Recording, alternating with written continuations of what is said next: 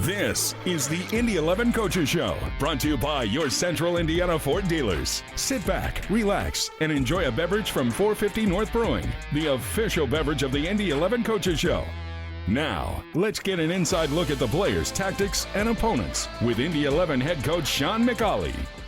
What's up, everybody? So this is a little bit different of a start of an episode. We had a couple technical difficulties with the start of this one, and we lost about 2 minutes on the front end of things. So we're going to start it off where we have the recording, and that is partway through Sean McAuley's answer to our first discussion topic about kind of the season in general, him reflecting, and right here talking about the last game of the season against Rhode Island. Coming from a really difficult position in being behind, but I do think we had, a really strong end to the game, and if we'd have scored a goal, I think going into extra time would have been okay and, moved on. But I think we've got to really pay credit to Rhode Island. They did a really good job on us. They went away against Louisville, did a really good job on them, and it ended up in the final and deserved probably to be in the final. If you look at their season as a whole, they didn't lose many games, so we always knew it was going to be a tough game. But if you look at our season in terms of reflection on it, I thought we did really well. We did probably maybe better than expected because we improved on the previous season. So that's a good thing when you keep improving.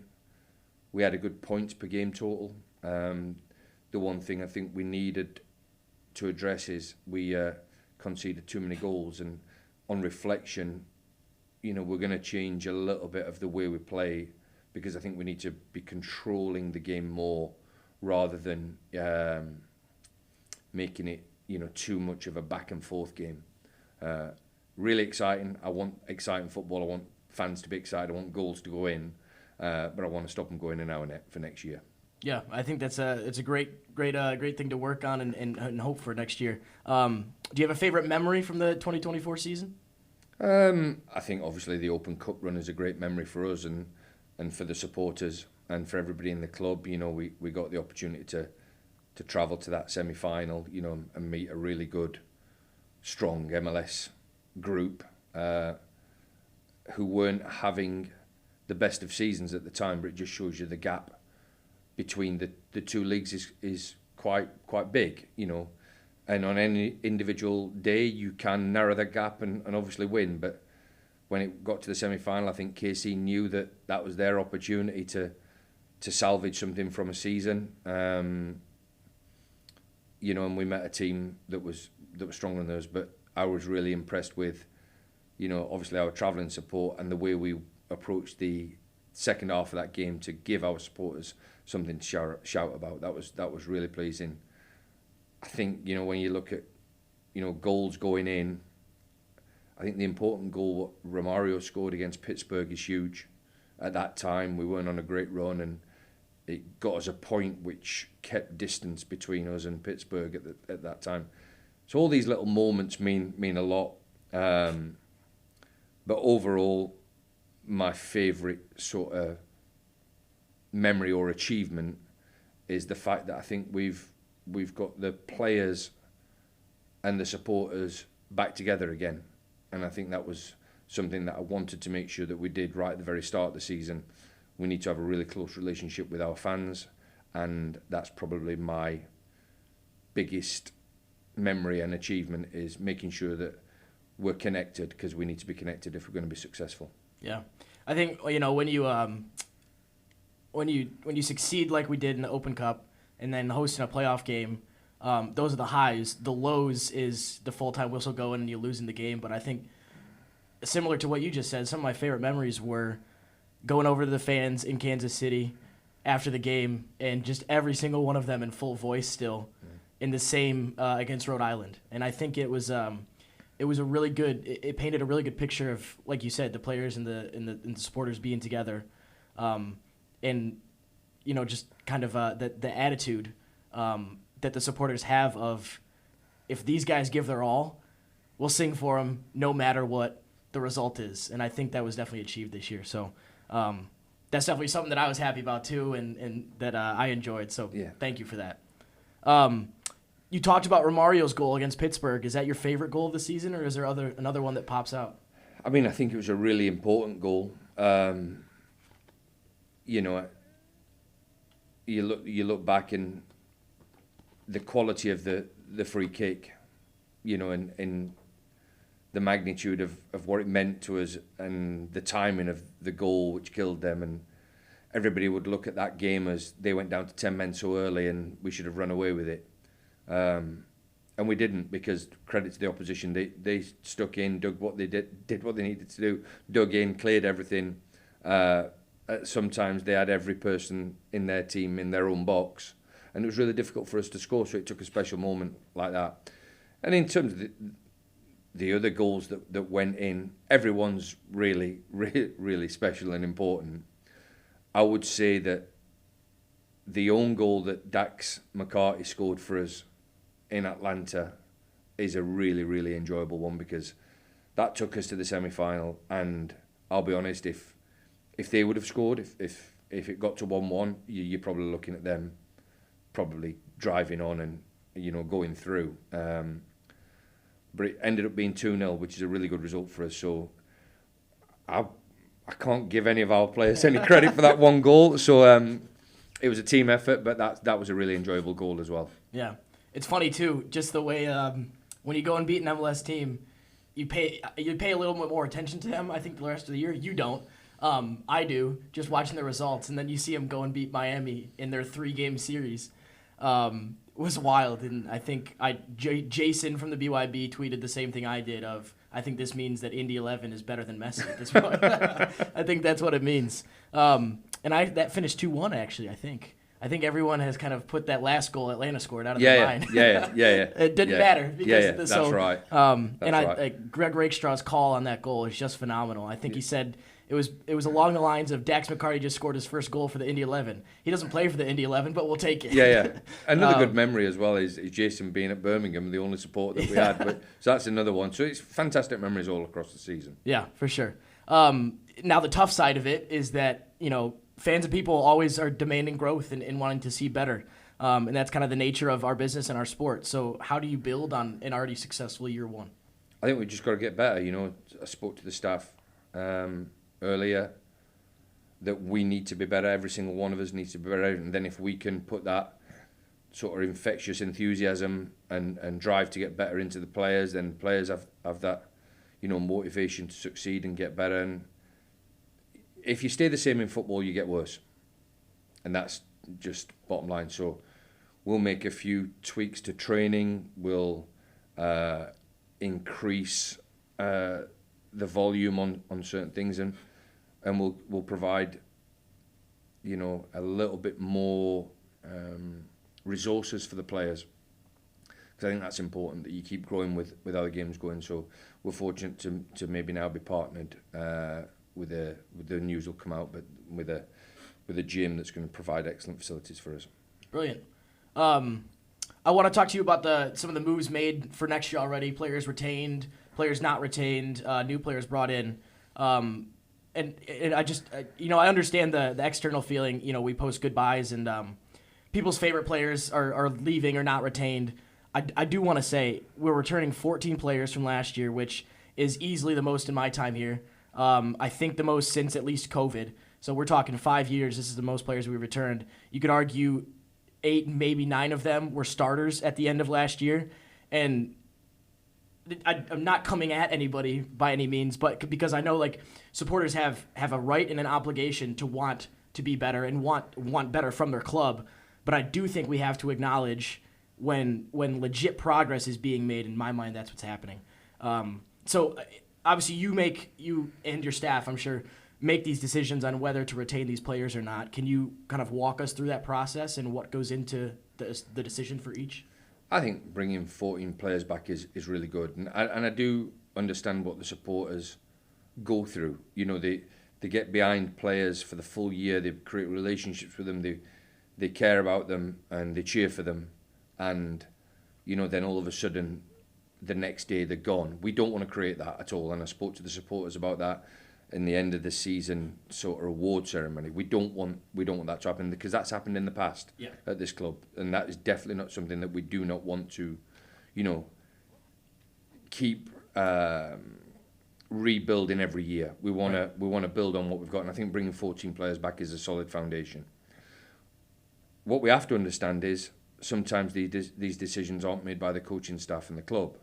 Sometimes the player wants to leave, and we can't do nothing about that. Yep. So, while supporters may be, a little bit upset or thinking that the club are trying to slash players away from the club, sometimes players don't want to be here. And again, like from day one, I'm never going to accept a player that doesn't want to play for us. So that takes care of itself. Then the other decisions that we have to make it in the best interests of the club, short term and long term.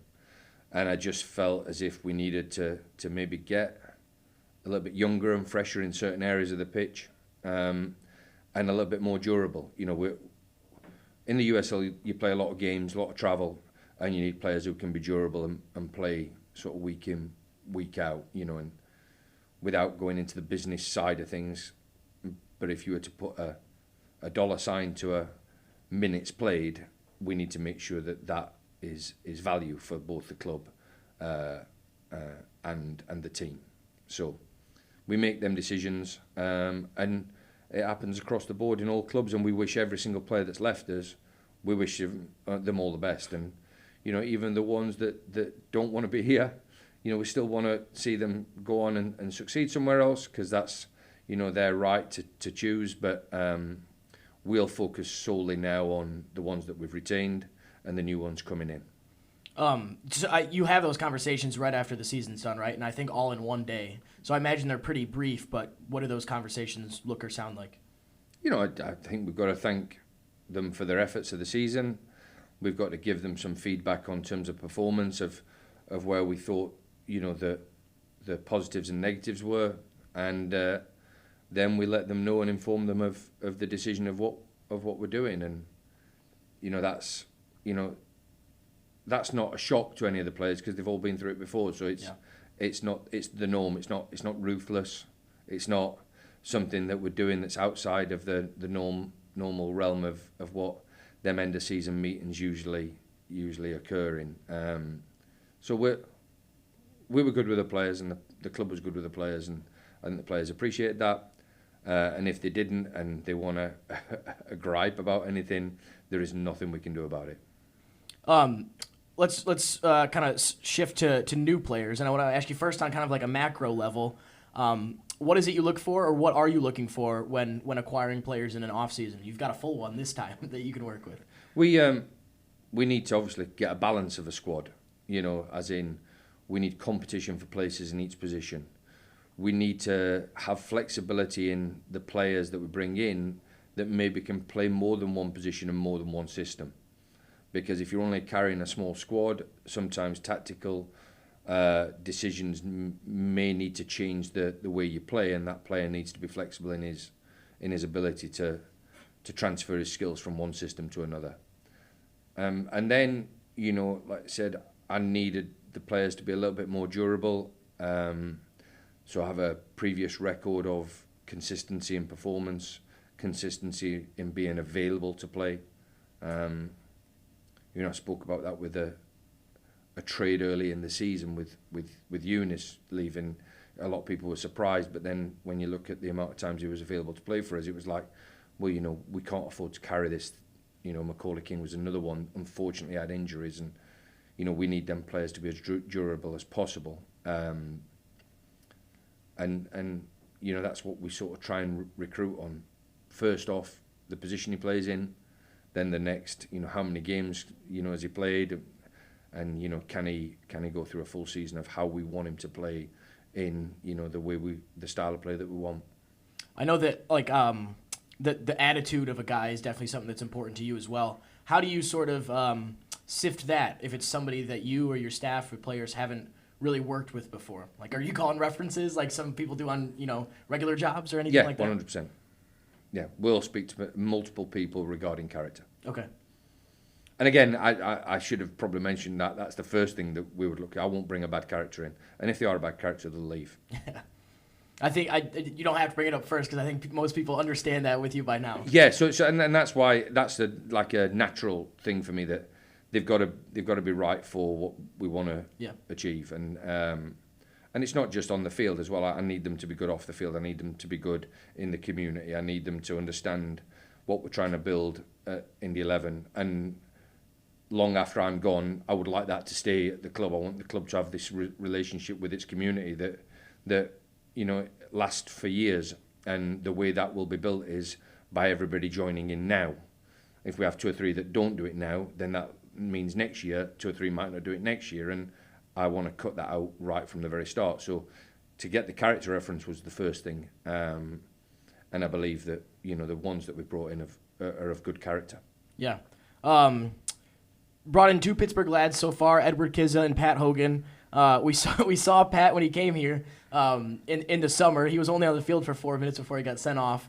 And I think that's one that we can laugh about now. And I think he did, because I think I saw on his Instagram, because that was the game that it was the pups at the pitch night, and he walked out with a pup. And I think his caption on his Instagram was something like, "Warning, cuteness may cause aggression." And then he had a picture of him getting sent off. So it sounds like a guy we can joke with a good bit. Him and Edward Kizza being brought in from Pittsburgh. Kizza led them in goals and really had a good last bit of the season, came on really well. And Pat was on a back line that was best in the league. Past that, what did you see from those 2 that you liked so much? I think, like I said, they were strong players in this league, and like I said, with Pat, he was part of the best defensive team in the league, and the fact that he plays the majority of the time, and he plays the way that we like football to be played in our club. He gives absolutely everything for the shirt. Now, he gave a little bit too much for his team in the last game that he played against us, but I do believe that maybe, that was probably, I think maybe 1 or 2nd time he'd been sent. His record disciplinary-wise is not as bad as what that challenge would suggest. So I'm really pleased that we got him, because I think he's got good leadership qualities as well. And regarding Edward, he's a player that's on the up. So he's had a couple of years where he's done really well. He's had his best year last year. What we need to do now is try and get him to a spot where he has a better year than last year. Now, if he does that, he will be one of the leading goal scorers that we've ever had, because I think, double digits for us is a good thing. Yeah, 100%. Next one I want to talk to you about is Bruno Rendon, League One Defender of the Year. I'm not going to say I've watched him a ton, but in the highlight clips I've seen online of him, seems like there's not much to dislike with him. What did you see from him that you liked and that you wanted to bring in? Great. He had a great season last year. Really good, strong player. Great potential. Watched him a hell of a lot last year. I think the big thing regarding recruitment is, when I first came in, I think the players that we sign are all stalwarts of the USL, and I don't think we look anywhere else. And I wanted to change that, because people sign for Manchester City, who are one of the best teams now, Bayern Munich, Barcelona, Real Madrid, and they've already played somewhere else. Mbappe played for Paris Saint-Germain. Paris Saint-Germain is probably a development programme for Real Madrid. Maybe League One's a good development programme for us, and in the past we've not looked at it. We've very rarely gone into MLS Next Pro. We've recruited mainly from people that have got a really good record in the USL, and their value is at their absolute highest, and hopefully it hits and you've got all these veterans in your team and you win. I just felt that we needed to be a bit more diverse in the way we recruited. So when we were looking at League One, and this will bring us on to probably, you want to talk about the Jägermeister Cup, when we're looking at League One, the standard is really good. It's got players in it who are good international players who probably couldn't get an MLS contract coming out of college, and probably couldn't get a USL contract because they don't want to take an international roster spot. there is good players in League One, and when I saw Brendan play, he was a player that I can see playing for us and then moving again. I have no hesitation that if he continues his progression, he'll move to a different team, higher up, MLS or maybe even across the water. He's a good player. He's got all the attributes to play higher than what we are. Yeah. Where do you see him playing best, position-wise? On the right-hand side. How high up the pitch? From our own 6-yard box to their 6-yard box. We'll take that. Yeah. That sounds like a good guy to have on your side. He's so flexible in terms of he's played centre forward a couple of times for Colorado. He'll be just a good football player, and that will be good for us and also good for him, because we'll give him a platform to show his skill, and then hopefully if he does really well for us and gets us some success, it might give himself some personal success and move on. Yeah, that's what we're always hoping for. You've filled a keeper slot so far in Anthony Siaha coming from Monterey Bay. I want to kind of use this to frame a larger conversation, but first I want to just ask you about him and what you saw and what you liked. Yeah, really good, strong presence in the goal, good experience in the league, great character. The lads who have played with him before speak really highly of him. And I believe he's a number one in this league. Had a great start to last year. Didn't probably end as well as what he would have wanted it to.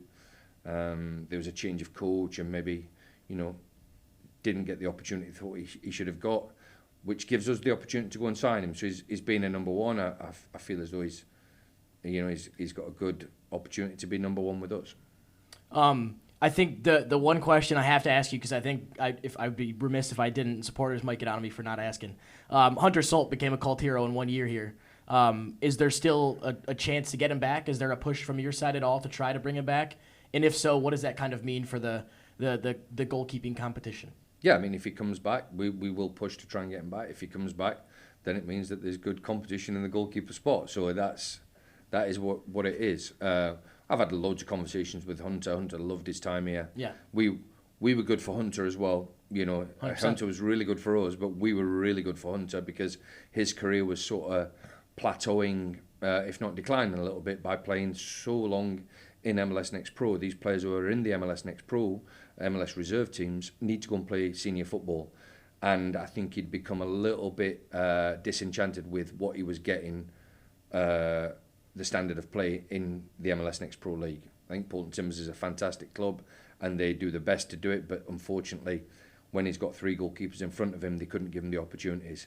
He came to us and obviously it was great for him. And with that, it's opened his eyes now to another loan move probably, because he didn't get taken in the expansion draft. Obviously as the trade windows are always open, he might be available, for Portland to do something there. If not, then if he becomes available on loan again, we become in that mix. But from discussions with him, Hunter also says, well, I want to seek other opportunities, and I think he's currently in Spain. Yeah. So I think his goal was to try and get a loan over to Europe. But he's great for us, great character. Supporters love him. We love him. If he comes available, we would obviously look at doing something to bring him back. But again, going back to when we release players, there are 3 parties that need to agree in this. There is Portland Timbers, there is ourselves, and there's the player. And all them 3 need to be aligned. And to do that, we're going to have to wait and see. Yeah. You had success with him, had success with Lawrence. Obviously, Tega getting injured, I think, kind of changed things for him. But when he played, he was still looking really, really good. Are there players you still want to bring in on loan that maybe we don't know about, or maybe that are still playing in the College Cup this weekend that might get drafted? Yeah, the loan market will be something that we'll look into a little bit later on. Okay. Because I think we've got to wait and see where the draft's going. Well, the combine's going on now in San Diego for the MLS. So we've got to wait and see where them players land. To then decide, what gets offered to us and what we go and, try and recruit. So that'll be something we do later. We will have a couple of other signings that we'll make prior to probably the start of the new year. Yeah. I don't think we're officially announcing any, at least until Christmas. And I know sometimes with people coming abroad, it's visa situations and stuff, but I think we can say on here that there's others up the sleeve already that just won't get announced for a little bit. Another thing I wanted to talk to you about was the U20 Boys Academy winning the USL, was it Academy Cup, I believe? I don't think I'll ever be allowed down in Florida again because I went to one of those and they lost, and they've won every other one since. So I think, Ian's on the no-fly list to Florida. But it's a very positive sign for the Academy. Kind of, if we weren't already established as one of the better ones in USL, I think that definitely helps that. Were you able to watch any of those games, and did you see any of the trophy lift online or anything? I watched highlights of everything. I'm really pleased for Kiki and the Academy to do what they've done is an incredible achievement. Because winning games, I've always said, winning games is difficult, no matter where you play or what competition you're playing. I think Phil Press has done an incredible job in building that, academy and joining it and aligning it with the football club, the first team. So credit to Phil, credit to Kiki for going down there and winning, and the players. And again, going back to recruitment and loan players and things like that, the young players. We'll take 2 or 3 of them in for pre-season like we did last year with Logan, and then that's their opportunity. And as everyone knows, I'm not afraid of playing a young player if he's good enough.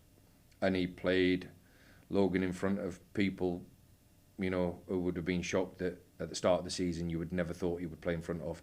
But if they come in, they do well, they show a good attitude, have a good character, and can perform, they'll play. Yeah. There is no doubt about that. And it's cool with Logan. I mean, you go back 2 years.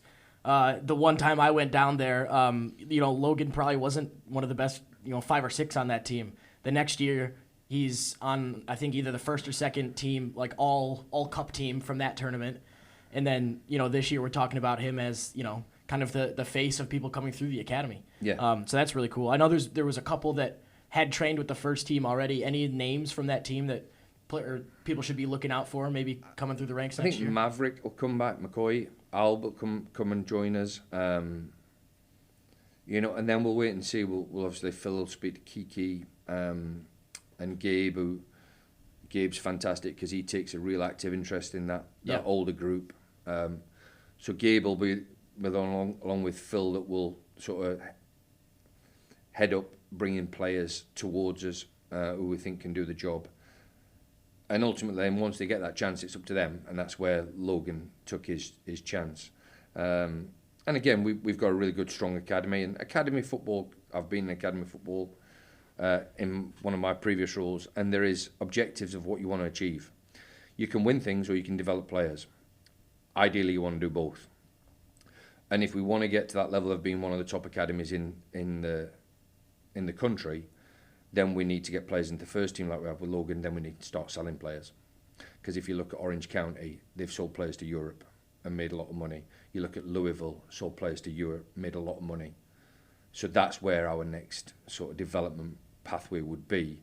Let's not just get torn into, oh yeah, this is great, because unfortunately, you need somebody like me probably, who's going to turn around and say we need a little bit more, and that's where I think the next development part of our academy football or our academy program, which is already incredible from what they've done, starting spot of where Phil's took it to, is we have to start now trying to move players for money. That shocked you a little bit, didn't it? a little bit, yeah. But no, I think those are fantastic points, and definitely the next step forward. I think everyone should be excited about too. Yeah. The USL final, 3-0 for Colorado Springs, 10 a.m. Mountain Time for them. Do you want to give congratulations to Jonas Feldberg and Juan Tejada, former Indy boys? Juan, I think, was he the MVP of the game? Yeah. One of the best guys that I've met through this. Texted him, and I'm sure he had 500 text messages, and he texted right back saying thanks for the congratulations. But just watching that, any thoughts from? Did you think it would ever be Colorado? I guess at the beginning of the season when they had lost 5 straight. It just shows you that everybody has a chance to win. Yeah. It shows you that don't panic when things aren't going well. Which I think when we played them, we got a tie across there, and I think both of us were in a bad spot. And then as the season went on, I think both of us sort of proved everybody who were doubting us wrong, really, in terms of I knew when we played them they had a good team. They knew that we had a good team. We tied, and we were both sort of searching for that winning run. And credit to them, credit to their staff and their players. But let's not forget that club's been pushing now for a couple of years. Yeah. You know, they've built their stadium. They've got a good program where they recruit the players and you know, look after the players, and they've got a good thing going there. So that's not unexpected. The thing that we've got to do now as a club is we've got to make sure that we maintain our position in trying to keep with these clubs that are coming into the league, like Lexington built the new stadium, unlimited sort of resources that we've been told. Rhode Island, who got the final again, building the stadium, unlimited resources. Lexington and Rhode Island, I think, will follow a similar path. And then there's the likes of Louisville and, you know, San Antonio, these clubs, and Colorado that have also been building this for quite a while.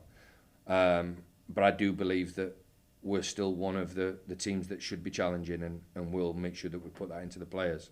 But what the final did show is that when the season starts, I don't think that would have been on everybody's lips is Colorado Switchbacks winning it. So credit to them for doing it. Yeah, another congrats. The most recent news I think coming out about is about the Jägermeister Cup. All teams from USL League One, all the teams from USL Championship, in 6 groups. Yeah. 6 groups across. The winner of each group gets through the quarterfinals, and then 2 wildcard gets through. We are in a group with Forward Madison, 1 Knoxville, Chattanooga Red Wolves, Birmingham, and Tulsa.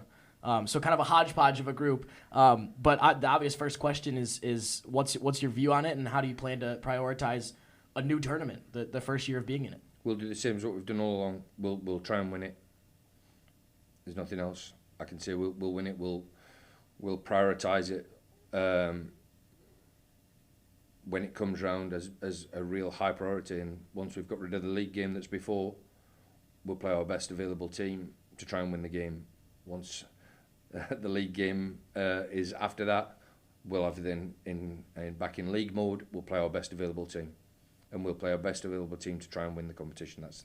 That's the only thing I can say regarding. I think it's fantastic that we get this opportunity to play in another cup competition, to bring silverware to the club, because I don't think that's been done before, and I think we want to do that. We want to try and bring some silverware, so we'll go for it. It'll give the supporters something different to shout about, and I'm really excited and looking forward to the competition. You know, it's different to the US Open Cup because we saw the gap between ourselves and KC when they played the full strength team was difficult for us. When Atlanta didn't play the full strength and they started rotating players in and out, and you know, fair play, they brought on a multi-million-dollar forward player who just played in the Euros. Atlanta did, but we still competed and we won that game.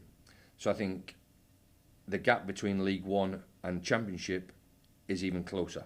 So we can't take any opponent for granted and think that, oh, we'll be okay, you know, resting a few players and bringing, you know, some squad players in and giving game time. It won't be that at all, because the competition level will be really high or very, very similar. Yeah.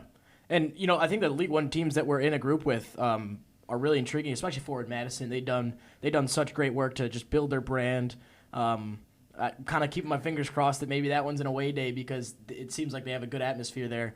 And I think that would be kind of just cool for any USL Championship team, but, you know, us, it's cool to go to Forward Madison and maybe experience an away day. So fingers crossed for that. That's kind of all the wrap up I have for this last episode of 2024. I've got written down here any great lesson you learned in 2024, or maybe you're just something you'll take away from the year. No real great lesson. I was just really pleased with everything that we've achieved and the welcome that we got right from day one, and I hope that's you know, appreciated by me and all our staff and obviously the supporters. I hope that continues. Any 2025 resolutions, professionally or not? I'll open it up. It can be anything. Obviously, the usual ones. I'm going to join a gym. I'm going to get healthy. I'm going to, Eat more vegetables. Eat more vegetables. No, I think we just need to keep, not a resolution. It's just maintain and keep the work ethic that we've got for the professional one, and then in terms of personal, I'm gonna go with. I'm gonna allow myself to switch off from watching football until 1 o'clock in the morning when the last Mexican games finished. I think that's probably going to be a really good start for me, is try and switch off earlier. Okay. Watch less football. That probably doesn't really have much meaning to me. Okay, we'll see how that goes. I don't think I'm going to achieve it. I'm not sure. But them resolutions aren't like there to be achieved, aren't yeah, they? You know, so right. that's good. We'll have to stay in touch with Lisa and see how well that one goes. Yeah, it's probably not going to go down well. Okay. Well, this has been episode 10 of the Indy 11 Coach Show podcast, brought to you by your Central Indiana Ford dealers. A shout out, as always, to shop.indy11.com. It is not much time left to Christmas. Go and get your Indy 11 gear for those in your life that love the boys and girls in blue, and get your stuff before the big day for Santa Claus. Anything else, Sean, to wrap up the year of 2024 on the podcast? Thanks for everything. And I wish everybody a Merry Christmas and a Happy New Year. Seconded. We'll see you next year.